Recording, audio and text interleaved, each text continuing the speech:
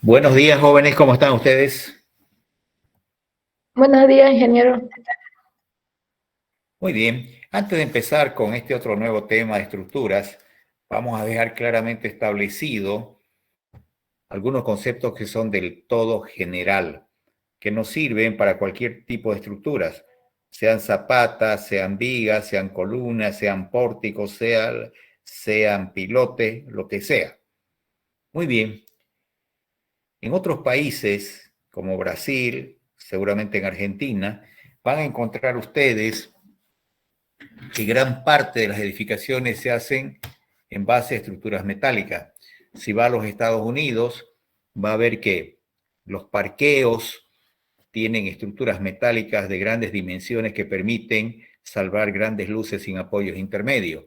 Acá en Santa Cruz es muy complicado, muy difícil conseguir perfilería, salvo que vaya a esos lugares donde reciclan fierro, posiblemente de algún ingenio o de alguna fábrica que en algún determinado momento la trajeron y que hoy en día lo venden como fierros usados o fierros viejos.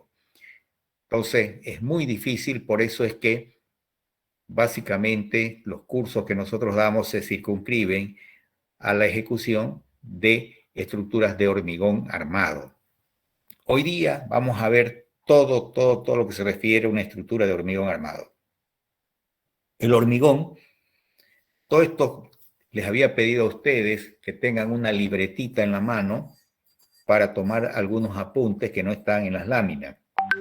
¿Qué es el hormigón? El hormigón es una mezcla dosificada y homogénea. Esas dos palabras tienen que subrayarlas, dosificada y homogénea. Dosificada porque cada uno de los componentes entran dentro de una determinada proporción y homogénea porque una parte o el todo tienen exactamente la misma composición de manera tal que actúen de la misma manera ante las distintas solicitaciones. Fíjese usted que no le pongo carga, porque dentro de una estructura no solamente son las cargas motivadas por las cargas vivas y las cargas muertas, el peso de la estructura, los muebles, etcétera, sino también solicitaciones por el viento, solicitaciones por sismo, por asentamientos diferenciales, etcétera, que no tiene nada que ver con las cargas. Muy bien, entonces el hormigón es una mezcla dosificada y homogénea. ¿Dosificada y homogénea de qué? Un aglomerante. Ese aglomerante es el cemento Portland. Un agregado grueso, le llamamos ripio, después le llamamos cascajo, le llamamos grava. En realidad su nombre, el nombre que lo van a encontrar ustedes en toda la bibliografía técnica es grava. Un agregado fino, que es la arena, y el agua. Cada uno de ellos tiene una importancia fundamental en la fabricación de los hormigones. La mayoría de las fallas en las edificaciones que han tenido algún tipo de problema, sobre todo los colapsos, se deben a que alguno de los elementos con los que se fabricó el hormigón no se lo hizo en forma adecuada. Hablaremos primero del aglomerante. En realidad, todos los cementos que se fabrican en Bolivia cumplen las especificaciones. Podemos sentirnos orgullosos de que la fabricación de este material aquí en Bolivia compite en igualdad de condiciones con cualquier otro cemento que se produzca en cualquier parte del mundo. La única diferencia entre un cemento y el otro posiblemente es el principio y el fin de fraguado. Y además, algunos adquieren resistencia rápidamente, pero al llegar, por decir algo, a los 28 días, tienen una determinada resistencia, otros lo adquieren más lentamente, pero la misma resistencia a los 28 días, cuando se supone que se alcanza el máximo de resistencia que se va a alcanzar a lo largo de toda la vida de esa estructura de hormigón. No podemos cambiar, no podemos alterar las características de los cementos, tenemos que comprarlos tal como están. Hay dos tipos de cemento, el IP30 y el IP40.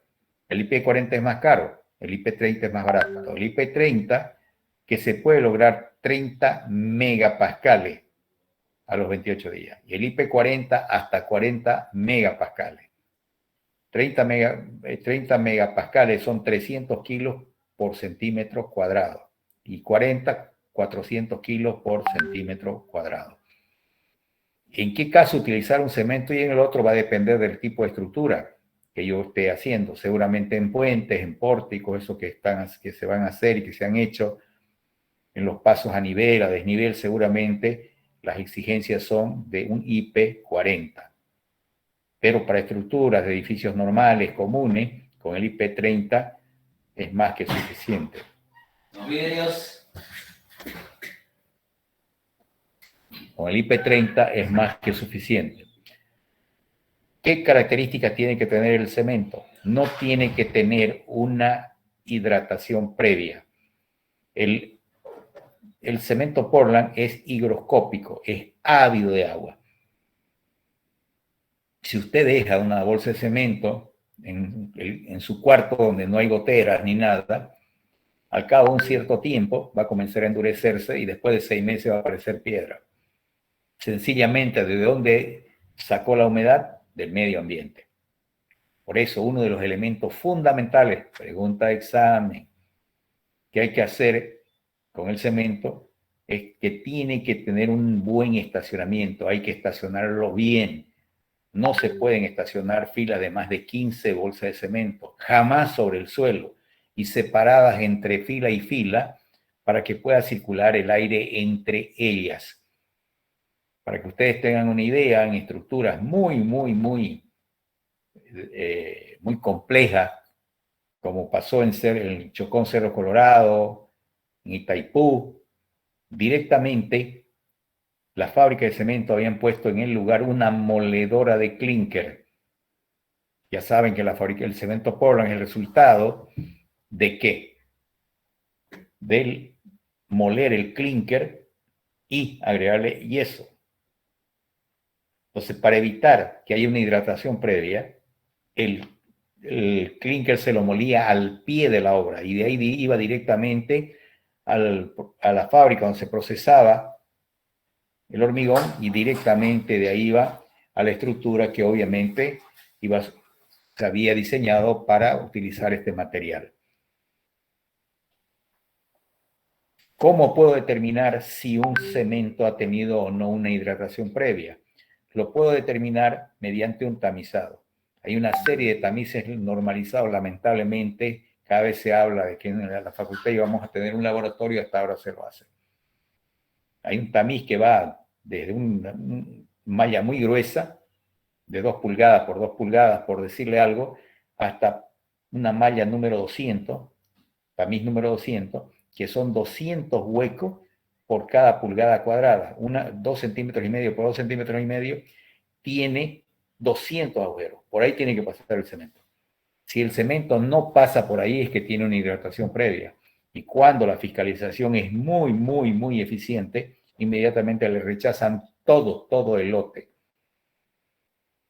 Cuando hicieron el puente Vanegas ese en el Río Grande, lo hicieron llorar a la gente de Concretec, porque le rechazaban el hormigón los coreanos ahí que estaban de supervisores. No hay otra forma en que podamos tratar nosotros el cemento Portland. Tenemos que tal como es. ¿Cuál es el mejor cemento? El que le den en mejores condiciones, el que se lo fíen, se lo lleven a obra, etc. Solo un segundito, por favor, ¿ya? Hola. Hola.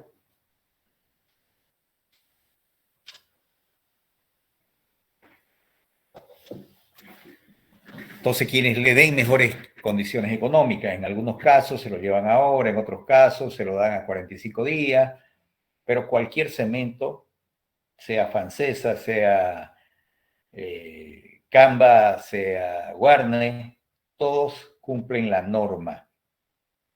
Así que no se dejen engañar. Muchos albañiles dicen, no, es mejor el Sucre, otros dicen, no, mejor el Canva, pero se refiere básicamente cuando se hacen obras, sobre todo de revoque, el tiempo que pueden estar sin movilizar, sin mover el cemento hasta que empieza el endurecimiento. En algunos casos, una vez que usted pone en contacto la mezcla con el agua, es 40 minutos, en otros 45, otros 50, y por ahí los albañiles les interesa un cemento que endurece a más largo tiempo, porque tiene más tiempo para colocarlo.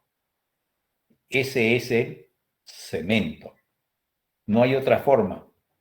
Lo único que tenemos que controlar es si tiene o no tiene una hidratación previa. Solo sí y solo eso, nada más. El agregado grueso. Del agregado grueso nos interesan muchos factores. La composición mineralógica. El material que nosotros traemos del río es sedimentario o metamórfico. Por lo tanto, si queremos nosotros un hormigón de altísima resistencia, no podemos utilizar ese ripio, esa grava, ese cascajo del río. Tenemos que utilizar material de origen granítico. Tenemos que traer de esa zona de San José, de esa zona de Roboré, de esa zona de San Javier, y ya no lo vamos a encontrar en los ríos, sino directamente vamos a tener que proceder a la fragmentación, a partir, a romper roca y luego tamizarla para lograr los tamaños que se requieren en la obra. Entonces va a depender en estructuras como las que nosotros hacemos acá en Santa Cruz, sobre todo en edificios, podemos trabajar todavía con el ripio, con la grava, ripio le vamos a llamar nomás, que hay en el río Piraí. Pero ya si queremos resistencia muchísimo más alta que superen los 400 kilos por centímetro cuadrado, no vamos a poder utilizar ese ripio. Vamos a tener que chancar, partir mediante una chancadora. El segundo elemento fundamental del ripio y la grava es el tamaño. ¿De qué va a depender el tamaño? Del destino que yo le voy a dar a ese hormigón.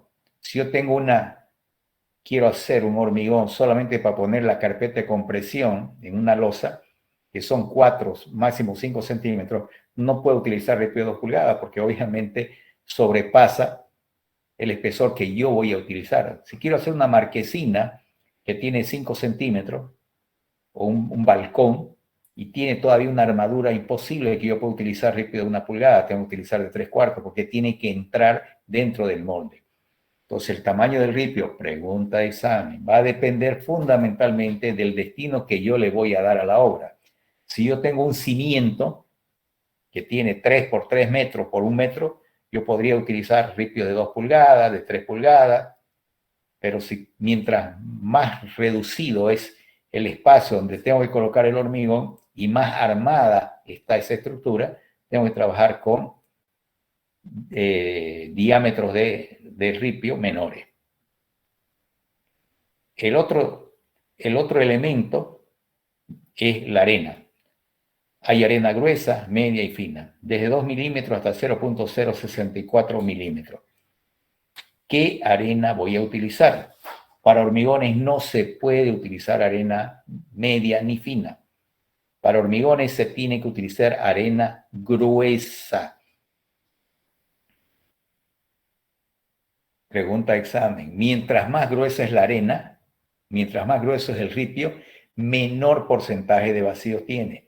Mientras más fina es la arena, mayor porcentaje de vacíos tiene, por lo tanto se necesita más pasta para unir esos fragmentos. Por eso es que en hormigón no se puede utilizar arena fina ni media. Hay que utilizar arena gruesa o arenilla. Muy bien. Otro tema, la forma de las partículas. Cuando yo tengo ripios de río, como consecuencia de los millones de años que ha sido transportado el ripio a lo largo por el agua, por el viento, ya directamente han desaparecido las aristas y son material redondeado, que da mezcla trabajable, fácilmente trabajable. Cuando nosotros lo que hacemos es fragmentar una roca para obtener ripio, ese ripio es anguloso, entonces la trabajabilidad es mucho más dificultosa. Pregunta de examen, ¿cuál ripio se trabaja mejor? ¿Con el ripio de río o con el chancado? En este caso, el ripio del río es redondeado. Es más fácil jugar con bolas, como juegan los niños, que con dados, si yo quiero jugar en el suelo. Muy bien, entonces es muy importante la forma. la composición mineralógica. Otra cosa, cuando tenemos una forma laminar o de aguja, la resistencia de los hormigones cae notablemente. Para fabricar hormigones no se aceptan ni arena ni ripio cuyo porcentaje sea mayor al 20% de material laminar. En esa zona de espejo hay un ripio, un espectáculo, mire, totalmente limpio, pero parecen monedas, como si fuera laja. Entonces, en hormigones no se puede aceptar materiales que sean de forma lajosa o de aguja. Entonces, la forma, el tamaño, la composición mineralógica, y después cuando vean hormigón, hay una parte que se llama la granulometría, la distribución de tamaños dentro de una misma mezcla que tiene que estar dentro de cierta norma. Eso en cuanto a los materiales. Los materiales tienen que estar total y absolutamente libres de cualquier tipo de contaminación. En nuestro medio, el gran problema de la contaminación se refiere a la arcilla. No puede tener restos orgánicos, ni arcilla, ni aceites, grasa, porque la arcilla actúa entre partícula y partícula del ripio de la misma manera que actúa cuando usted no quiere que se pegue un queque a un molde y le pone aceite o le pone manteca. Cuando usted ve una demolición de una casa antigua que tiene una estructura de hormigón, va a ver que se cae la viga y salen los pedazos de ripio de un lado para el otro. Cuando el hormigón está bien ejecutado, es imposible que usted pueda sacar una sola piedra entera. Y eso ha ocurrido porque sencillamente el ripio estaba sucio. Entonces, el agua que va a utilizar es el agua que usted puede beber, libre de todo tipo de contaminante. pH 7. Nosotros trabajamos en el bloque Mamoré y del arroyo Mamorecillo, que era un agua cristalina, de donde la gente sacaba agua para hacer sus comidas, todo. No nos permitieron utilizar el agua de ese lugar, tuvimos que llevar desde Entre Ríos en cisterna, porque la supervisión era extremadamente estricta. Y a mí me parece bien, porque a uno le garantiza que el trabajo que va a ejecutar no va a tener mayores problemas. El agua es importante antes, durante y después del hormigón. Hay un valor que se llama la relación agua-cemento. ¿Cuánto de agua versus el cemento que usted tiene? Lo ideal sería que esa relación sea lo más baja posible. 0,45, 0,48, 0,50. Mientras más baje la relación agua-cemento, más seca es la mezcla. Por lo tanto, se cuesta más colocarla en el molde. Entonces, la cantidad de agua tiene que ser la necesaria y suficiente para que se desarrollen todos los fenómenos físico-químicos de endurecimiento. Si usted le pone agua de más, ¿qué va a pasar? El agua que está de más se va a evaporar y va a dejar los espacios donde estaba el agua y el hormigón va a ser muy poroso. Y no solamente va a bajar la resistencia, sino va a permitir que a través de esos poros aparezcan los fluidos que ataquen las armaduras. Ahora, si usted tiene menos agua que la que debe tener, parte del cemento no se hidrata y va a trabajar como si fuera un agregado demasiado caro. Entonces, la cantidad de agua tiene que ser la necesaria y suficiente para que se realicen los fenómenos de endurecimiento. Ideal en nuestro medio, según mi experiencia, es que sea 0,50 esa relación agua-cemento. ¿Qué significa eso?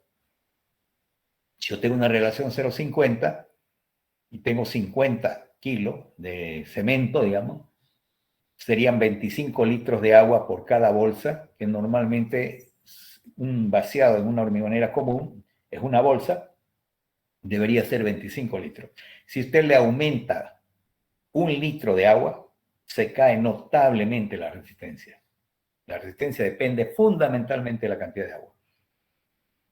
Muy bien. Eso es antes. Durante, ¿no es cierto? La mezcla tiene que estar en la hormigonera por lo menos 4 minutos para que sea totalmente homogénea. Y una vez que usted coloque el hormigón, lo ideal es colocarlo en los tamaños adecuados, de la forma adecuada, y utilizar vibradores, esos vibradores de punta que tienen, ¿verdad? Con eso se facilita el ingreso del hormigón entre la armadura y se evita que después del desencofrado encontremos huecos que normalmente en términos técnicos se llaman cangrejeras. Mientras más seca es la mezcla, más posibilidades hay de que hayan cangrejeras. Por lo tanto, hay que tener más cuidado, hay que golpear los encofrados, hay que golpear, ¿no es cierto? Hay que meter el vibrador de aguja para evitar que ocurran esas situaciones. Una vez que se vació el hormigón, si nosotros tenemos bajo techo, laterales de viga o laterales de columna, podemos retirarlo no antes de 3 días. Deberíamos esperar por lo menos 72 horas.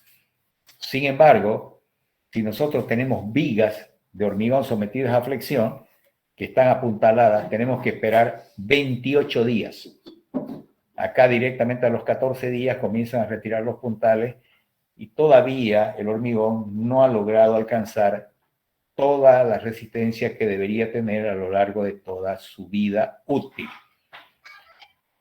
Una vez que sacamos nosotros el encofrado, debemos estar permanentemente mojando la viga, la columna, por lo menos 7 días.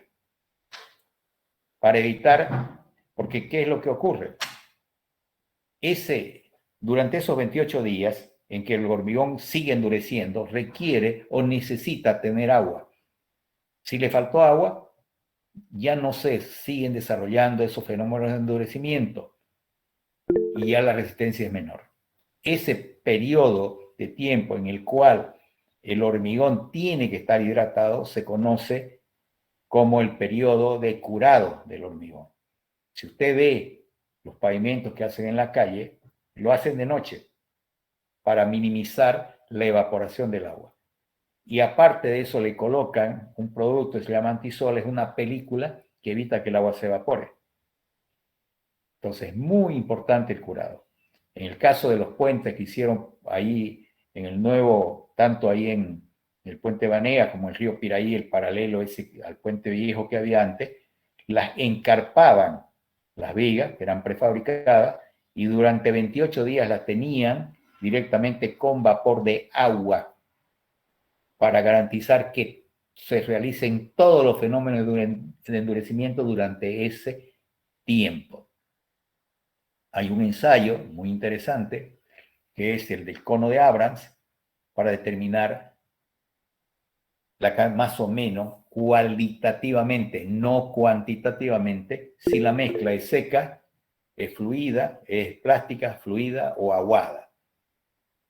Se lo hace con el cono de Abrams. Ya lo habíamos visto en algún momento con ustedes, si no ustedes van a investigar. Ese elemento deberían tenerlos ustedes todo el tiempo en su obra. Tengan o no tengan supervisión, tengan o no tengan fiscalización, porque ustedes tienen que garantizarse a ustedes mismos que el trabajo que están haciendo es el ideal. Muy bien, se tienen que sacar muestras para ensayarlas en laboratorio. Un ensayo de compresión simple, probeta cilíndrica, tienen 15 por 30 centímetros, y esas se las puede ensayar a los 7, a los 14, a los 21 y a los 28 días. Si yo no tengo confianza en la dosificación que hice, la ensayaría a los 7 días y veo de qué manera se está comportando la curva y puedo hacer una proyección y saber qué va a pasar a los 28 días. Si yo veo que ese resultado es muy, muy deficiente, tengo que reformular mi dosificación, porque no puedo correr el riesgo que a los 28 días, de repente, en lugar de 210, solamente sea 160 y que me rechacen todo el trabajo o haya que demoler o haya que reforzar la estructura. Muy bien. El hormigón debe garantizar que la armadura, que son las varillas metálicas que están dentro del hormigón, no se oxiden. Para eso el hormigón tiene que ser totalmente compacto.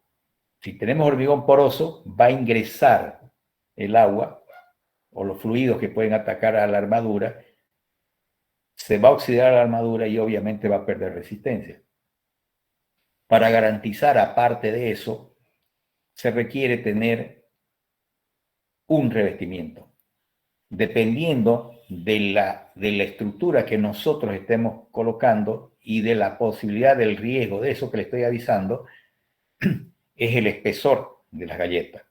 Esas galletas o separadores, en el caso de los cimientos, no deben ser menor a 4 o 5 centímetros. En el caso de las columnas, 2 centímetros. Cuando las columnas son exteriores, podría ser de 2.5. Con eso, con esas galletas, garantizamos que el fierro va a estar embebido en el hormigón, que le va a servir de protección y evitar que se oxide. Hay dos tipos de armadura: la armadura principal y la armadura secundaria. La armadura principal normalmente se coloca para absorber los esfuerzos de flexión, los esfuerzos de tracción. El lugar donde la estructura está traccionada va la armadura. Y la otra es una armadura secundaria, que son los estribos. Esos estribos tienen que ser cerrados. El lugar donde se amarran los estribos tiene que ser alternado, y la distancia entre estribo y estribo va a depender del cálculo. Cualquiera que sea la estructura, tiene que contemplar todas estas condiciones que yo les acabo de decir. ¿Alguna duda?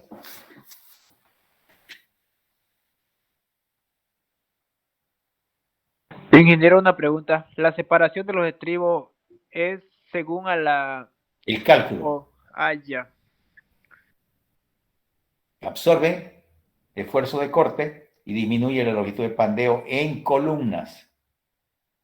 En viga, absorben solo esfuerzo de corte y mantienen la geometría de la pieza. ¿Alguna otra pregunta?